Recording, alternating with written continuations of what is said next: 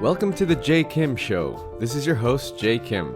I am an investor, author, and fitness entrepreneur, and for the first time in Asia, I sit down with the world's most brilliant minds in business, investing, and entrepreneurship. You'll learn all the secrets, strategies, and formulas to becoming a successful entrepreneur directly from the masters. If this is your first time listening, thank you for stopping by. This podcast is produced every week with the goal of providing actionable insight to you, the listener, with every single episode. And now, onto the show. In this episode, we speak with Jeremy Meltzer, a social entrepreneur who is the founder of I=Change. I=Change is a fast-growing social enterprise which partners online retailers with some of the world's most impactful NGOs. After a life-changing experience while living in Cuba, Jeremy set out to find a solution to empower women and girls around the world. After discovering that 77% of consumers have the desire to buy from brands that clearly give back to the community, he launched I=Change in 2014 to provide online retailers with a way to give back with every sale to develop projects around the world. Jeremy's a sought-after keynote speaker and recently gave a TEDx talk on how investing in women and girls will be one of the greatest drivers of growth and stability this century.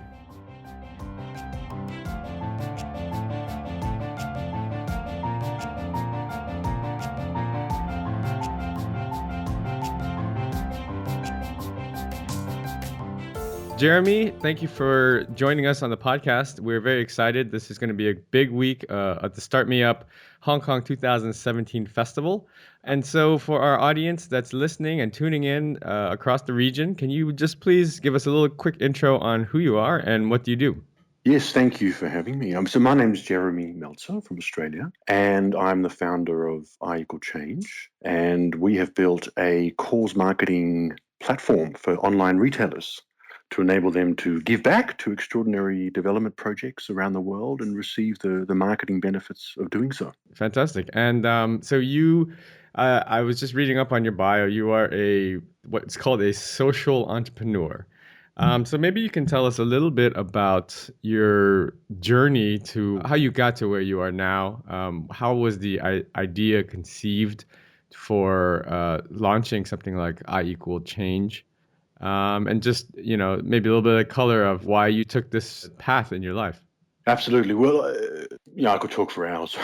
I'll give you the short version. Look, this was ultimately very personal journey. When I was 21 years old, I found myself living in Havana in Cuba. And I lived there for 4 months, and I had a Cuban girlfriend. And through her, I met a lot of the community and lived very much as a local. And one thing that I started to notice occurring over and over again were we would sit with her friends at night and we'd chat, and a bottle of rum would come out, and we'd have these sort of spontaneous parties. And I started to hear these stories from her girlfriend, stories of abuse and stories of violence from the men who were their partners and boyfriends and husbands. And I remember thinking at the time, I don't understand what's happening. Like, why is this so normal that these girls will talk about it at a party? And where I came from, it was a complete aberration. And that sort of sent me on this journey to understand initially what was the cause of the abuse and violence against women. And I've since realised, it's an enormous issue globally. So every chance I've had to travel in the last sort of 15 odd years, I've gone and met with NGOs. In fact, just 2 days ago, we were with an NGO who are working to try to end trafficking in Cambodia. Really sort of inspiring and heartbreaking few days. And so that's an example of, reaching out to these NGOs to understand sort of what's happening globally. And then I come from this at the same time, this sort of very entrepreneurial background. Both my parents sort of were always entrepreneurs. They never had bosses. They always did their own thing. And that was always very inspiring to me. And so Dad and I have a olive oil business in Australia, and we were doing quite well in the US, selling online. And we've been featured in the New York Times, etc. And I had one of those ideas that I think we all have these ideas at about 3 a.m. There's something about 3 in the morning, and most of the time it's best just to go back to sleep and forget about them. But this one, sort of 10 o'clock in the morning that day, I thought, hold on, you want to make sure you had a coffee before you think about it again. I thought, hold on, this could be interesting. And I think, like most ideas that are good, it was a simple idea. And the idea was simply, what if we used our business to give back with every sale, because what I'd realized that these NGOs, these charities, all they need is money to do their work. And a Mhm. small amount of money in the developing world can go a long way and help whole communities and whole villages and really accelerate change in those communities. And I realized, that the business has always operated traditionally very separately from the not-for-profit world. Mm. And I thought, what if we could bring these two worlds together in a really compelling win-win solution for everyone? And the idea I had was to flip the model. I thought, what if instead of asking our customers to make a donation, what if we make a donation as the brand? What if we gave back and we commit to giving back authentically and transparently with every sale? And in doing so, not only do we give back and build that into the DNA of our brand, but we actually empower our customers to make a choice. We give them the choice as to where it goes. And so that sort of was the beginning of a very long journey to work out how would the UX work and how would that operate and what was the sort of the ecosystem that we could. Initially we built it for our family business and we had a really great response when we went live with, looking back, it was a very clunky version of what we went live with, but Right. it worked and we had about a 4% increase in sales within 3 months and hundreds of people talking about it on social media. It was sort of such a surprise to customers that we were giving back as a brand and they could choose Right. where it goes to one of 3 or 4 projects. So that was sort of the genesis of the idea, and that really became the foundation of then wanting to build a platform into something that other retailers could plug into and become a Mhm. solution for them to give back as well.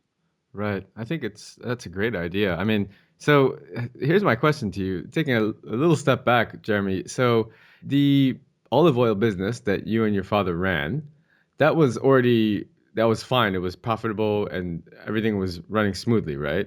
Yeah, look, it was a small business, Hmm. but it was ticking along and it was making a bit of money with every sale. And, I think you're alluding to a good point because traditionally philanthropy has been about make your money, then give back. Right. It's been about make Right. your millions and then give back. And typically it's like old people who are giving back in their 70s once they've Hmm. made their millions. Hmm. The millennial generation, now more than ever, are actually want to work for companies that are giving back and want to build businesses that give back with every sale. Social enterprise, it's really interesting, is now one of the fastest growing movements in business. Right. And brands now are building in from day one a giving component. So it's a really exciting development, and we're only seeing the tip of the iceberg. The US is ahead of all of us in terms of doing this. Hmm. In fact, in the US now, increasingly, you're less relevant if you haven't built some giving component That's right. into what you stand for as a brand. So it's a really exciting in Asia Pac to see this starting as well. We're a few years behind, but it's definitely gathering steam. Yeah, absolutely. So, as a small business, exactly what you said,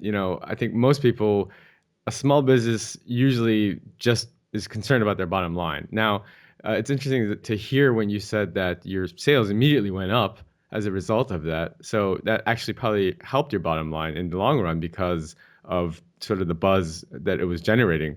And so I think it's fascinating, and I do agree that having some sort of social program along with your brand is almost a must-have these days. And I think it's a brilliant idea. At 3 a.m. when you came up with this idea, it must have just been brewing in your head because of the experience you had in Cuba.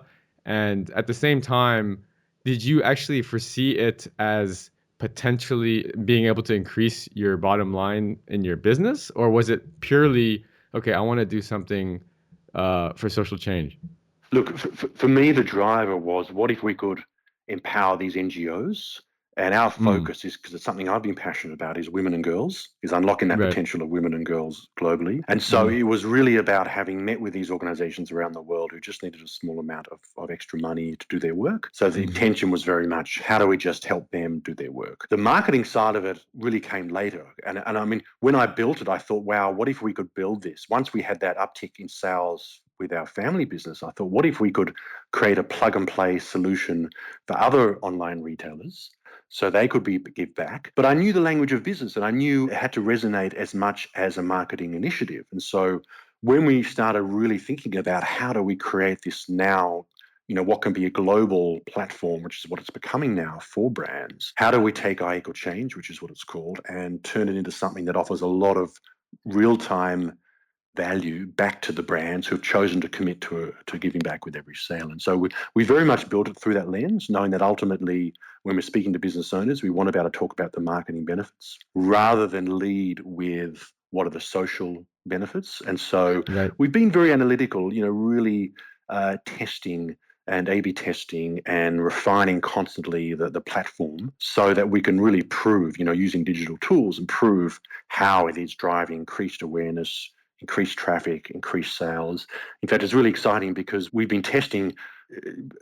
Basically, how it works is there's a platform that pops up post-purchase, which is Mm, branded for each company, which talks about the fact that they're giving back. And so that works well because it doesn't add an extra step to the checkout. right. Yet at the same time, customers don't know about it until after they've purchased.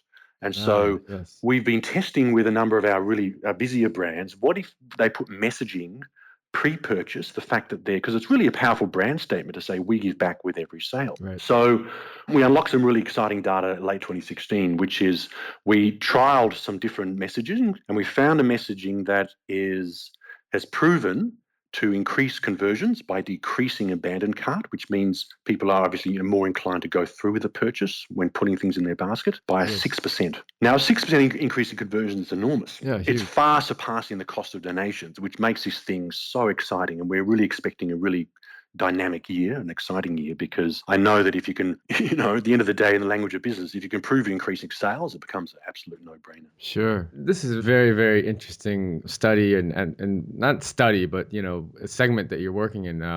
A friend of mine is actually doing something similar in that social change for corporates. And basically he's set up a program where underprivileged high school students in the Philippines are learning to do sort of SEO and social media marketing. And basically what he's doing is he's offering a program that companies in Hong Kong can actually pay a small fee and have an individual dedicated person handling their SEO and social media marketing. And the cost is probably a tenth of what they're paying to a large marketing agency here Yeah, in Hong Kong. yeah, And at the same time they get to put that tag on their home website or whatever saying, our social media marketer or SEO marketer is in the Philippines, and they get to do a little testimonial. So it's a win-win really, because it's cheaper, it's more cost effective, and it's for good social cause, right? yeah. It is. I think that's a good example. I think at the same time, transparency is really important. Mm, So, when I give talks, I give examples of how, I'm not sure, like in Australia, we had the Mount Franklin, which is a water bottle, and it mm, was always unclear. They had the pink ribbon for breast cancer. And if right. you looked at the fine print, like it said, 1% of profits, which we all know can mean everything and nothing, Right. and didn't say where it went. If you could find it, it said in the even fine print, it said, once we raise $50,000, it caps out. So you can be buying that bottle of water and no money can be going anywhere because the 50,000 has been raised. So it's what we built with Icle Change is I thought, how do we create something that is super transparent and authentic and Mm, enable brands to build into the DNA that component such that it's beyond reproach from the customer perspective. So, I think what you mentioned is a good example, and yet I think it's really important to clarify what's the impact on the communities. So it's great right. to be able to say you're employing someone in the developing world, fantastic, but then all our research has shown that customers then want to know where that money's gone. They want to know how it's changing people's lives. They want to know the impact it's had, and it's really great because what it offers the business at the same time is all this fantastic access to content. There's Mm, only so much businesses can talk about how fantastic their products and services are and discount them, etc. But if you can genuinely committed to giving back, it gives you wonderful content to access, which touches people's heart. It's about people, the lives you've changed and how much you've raised and where it's going, and you can run competitions and you can engage across social media, and so it really opens up a whole new world for brands to be able to have these really authentic conversations with customers about who they are beyond the products that they sell, and they right. giving them essentially a purpose beyond profit. That's pretty powerful. So Jeremy, can you just give us a quick example? Let's say for example, I'm running my own olive oil brand and small business, and let's say I approach you because I like what you're doing, and how would I implement that directly into my sort of business? Yeah, so if you're selling online, Mm, you would basically connect with us and we would have a conversation about what you do. We've built the platform to work across, Magento, etc., and Shopify, and most of the large Mm, e-com platforms. And mm. so we have like at icochange.com, you can see the projects that we support. And we do a lot of due diligence on those projects. So we asked our customers to choose three, because how it works is that on every retailer's platform, there's three projects. And so the retailer chooses then the three projects that they want to support. And we bundle that up into a preview platform so they can, with their branding and their colors, etc. So the whole idea is as a customer journey, it still looks like you're experiencing the brand post purchase, because this thing pops up on the thank you page post purchase. It doesn't Okay. send you anywhere else. It's like a little light box that appears. Mm, And it's the hmm. same branding and colors of the the brand that you're shopping with. And then the retailer approves that and we integrate it with them, which is really generally very simple, and go live. And what's cool is we had this idea to build on the platform, there's a track our impact button, which leads me as a customer to that retailer's live giving page, which we host at icochange.com. So I can see in real time how much I've helped raise and where it's going, and Ah, who the CEO is of the company, and are really helping to humanize the brand. So we've kind of built that transparency piece. It's embedded into our site. And if you go to the homepage, you can see a global feed of how much we raised from all our retailers. So we've kind of reimagined how we can do this with complete transparency in real time. that's actually really nice because it's taking it one step further, really just opening the entire kimono, right? To see exactly what has been raised to date, and the whole portfolio of people that are involved, right? Absolutely. And then you can see the projects and where it's going and what does $5 do. And you can see, like, if you go into the individual project, you can see how much has been raised just for that project, and how $5 can keep a girl in school for another day, and where that is. Like, we're supporting an amazing project in Rwanda, and let's help Rwandan women are rebuilding Rwanda after the genocide. And so that's one example of about 16 projects that we have. And so we're really proud. I mean, we're working across 14 countries at the moment in terms of the development projects. We have impacted over 60,000 people with the money that we've raised.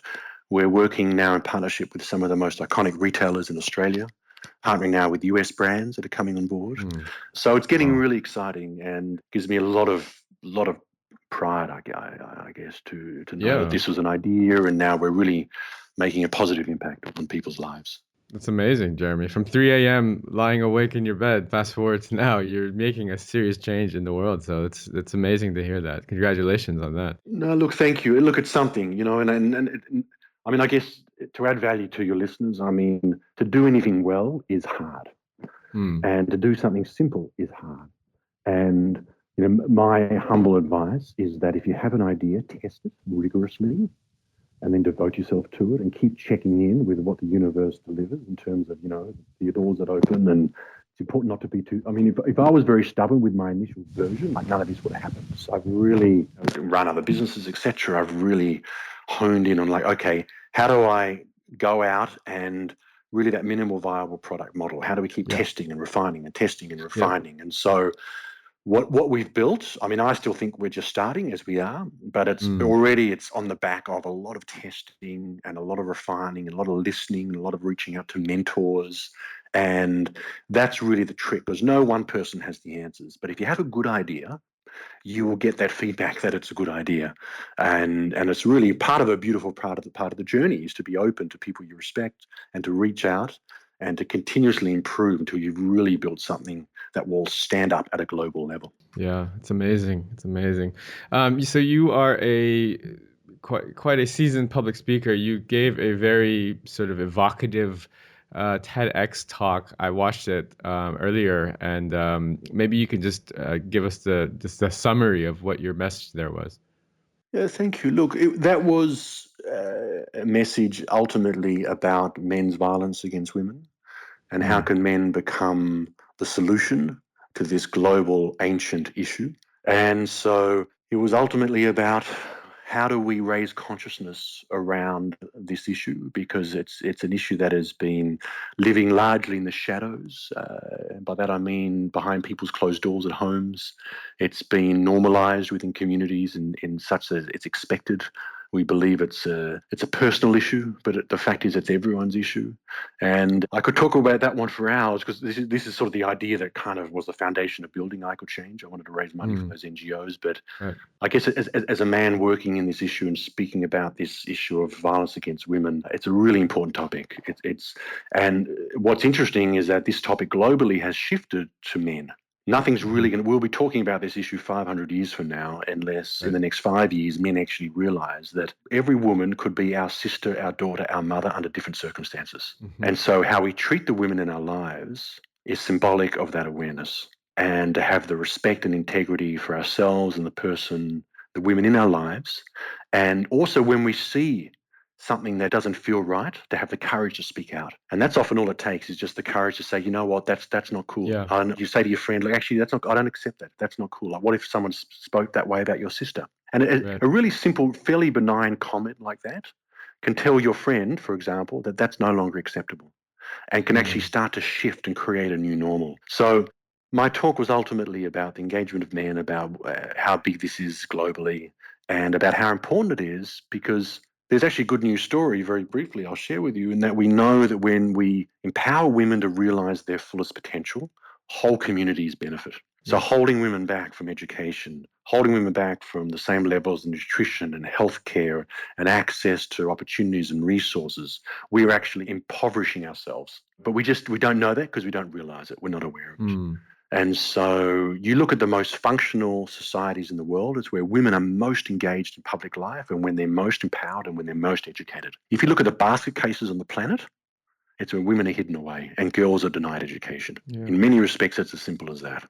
And so it's up to all of us as men, I believe, to actively become agents of change in this space. Yeah, it was such a powerful message. I mean, sort of the thesis at the conclusion was you were arguing that essentially this attitude and trying to enact this change in the way that we view and treat women and empowering them. You were saying that you were arguing that that would be one of the drivers for stability in our world. And I think that's a very unique perspective.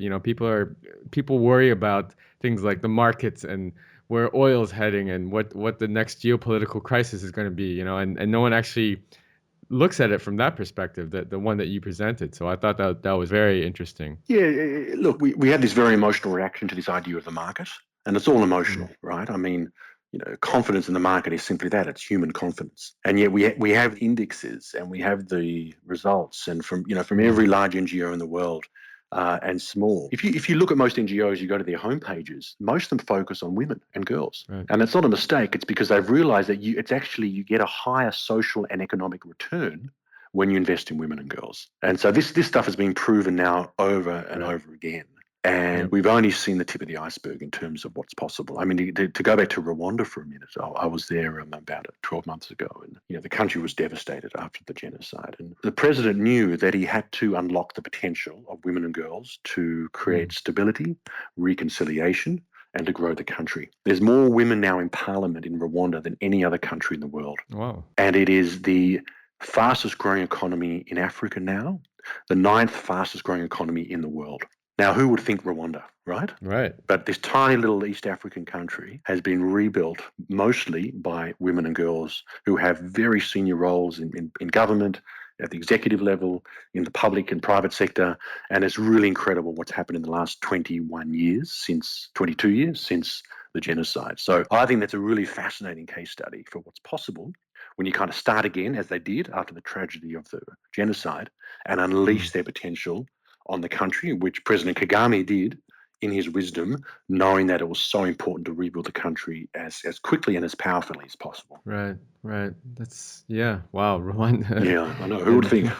Who would think? Yeah. So Jeremy, so you mentioned that you feel like this is just the tip of the iceberg for what you are trying to do, the change that you want to see happen in the world. What projects and what specific goals do you have for this year in 2017? Both personal and for I Equal Change. The goal now is to really accelerate I Equal Change, to have hundreds of brands on board, and to really make this the global giving platform to give back and support extraordinary projects. So we're building other components where we've got newsletters and EDMs that go back, letting customers know the impact of the donations, which celebrate the brand. And so where the brand really becomes the hero. So there's a big communication piece we're working on at the moment, which we plan to be rolling out in the next couple of months. And so that's exciting as well. And a blog that talks about the issues globally. And so now that we've sort of proven it and we've got some great brands on board, it's really about adding as much value as we can to the retailers. So this becomes a must-have. That's kind of the goal. Right. It looks very simple, the platform, and we did a lot of work to make this thing a really beautiful, simple design, yet there's a lot going on in the background. Right. If you look at Facebook, it looks relatively simple. I'm sure there's, thousands of people, it's amazing what it can take to make a really simple platform work and to really make it beautiful and offer as much value as possible. And personally, it's just to keep developing myself. I'm becoming increasingly more meditative, yoga and taking care. And I think, as entrepreneurs, it's so important to take care of ourselves. It's we all get a bit nuts in our work, and it's consuming, and it's bloody hard, and it's hard to sleep at times because your mind's racing. And I think self-care is so important. Luckily I've been doing exercise since I was, a young teenager, and so that's kind of a habit for me. But sometimes it takes more courage to stop than it is to keep working. And for me, I want to work smarter rather than harder, right, and realize that when I open my computer and there's like 10 things I'm working on at once, maybe it's better just to do one thing at once, rather than jumping between 10 things. And I'm sure it is. Part of my brain knows it is. But there's a habit about tackling lots of things at once. So I think for all of us, just refining our process and getting better at what we do, and yet at the same time, taking deep care of ourselves, what we put in our bodies and how we sleep and how we exercise, and, nourishing both the body, the mind, and the spirit. And so I know it's going to be a big year, and I think for all of us, we have to be healthy to do our best work, without a doubt. Without our health, it's nothing. And so I'm sure with all of that, it'll be a busy year. Yeah, absolutely. Well, Jeremy, thank you so much. We're going to look to wrap up. I just have a final question, and that's just where's the best place to find you, follow you, maybe learn some more about what you're doing or on social media? Yeah, look, cheers. Go to I equal change, all one word, letter I equal the word change, iequalchange.com. All of our social links are at the bottom. Follow us there. We've got a great Instagram and feed, which is happening. And we're going to be sending out newsletters soon, so you can sign up to those. Oh, great. Mostly, any retailers who want to reach out and have a chat about what we do, we'd love to chat with you and about the impact that we're making. Yeah, absolutely. So for the audience who's listening, Jeremy will be speaking on the first day of the Inside Retail conference. That's going to be on Monday, January 16th. And I believe you're on 11 o'clock. So you can go to edge.insideretail.hk and pick up your tickets there. It's just right around the corner, so we're really excited. Jeremy, thank you so much for your time. I had a great time catching up with you, and it's really exciting to hear the wonderful stuff that you're doing. Congratulations on all your success, and I look forward to seeing you in Hong Kong. Pleasure. Thanks, Jay. All right, thanks so much.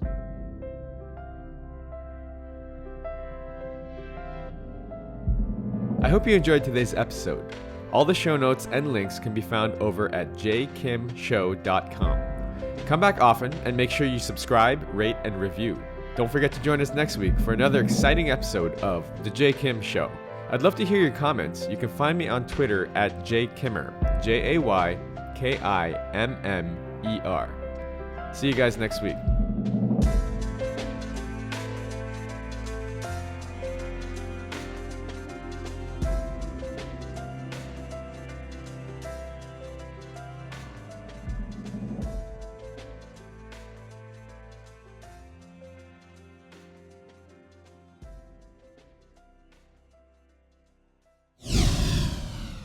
This podcast is brought to you by Hack Your Fitness, the high achiever's guide to getting ripped in under 3 hours a week. If you're anything like me, you're probably working a full-time job or jobs and trying to find time to balance family life, social life, and last but not least, fitness. Look, I get it. I'm a full-time investor and entrepreneur myself, and father of two. So how am I able to stay fit year-round without spending hours and hours in the gym killing myself on the cardio machine? After struggling for the last 15 years trying every workout and diet under the sun, I finally designed a system that allows me to achieve and maintain single-digit body fat for life in under 3 hours a week. Cardio not required. Head on over to hackyour.fitness and download my free 13-page guide that teaches you the simple science behind efficient fitness and smart nutrition and gives you everything you need to know to finally take control of your life. That's hackyour.fitness.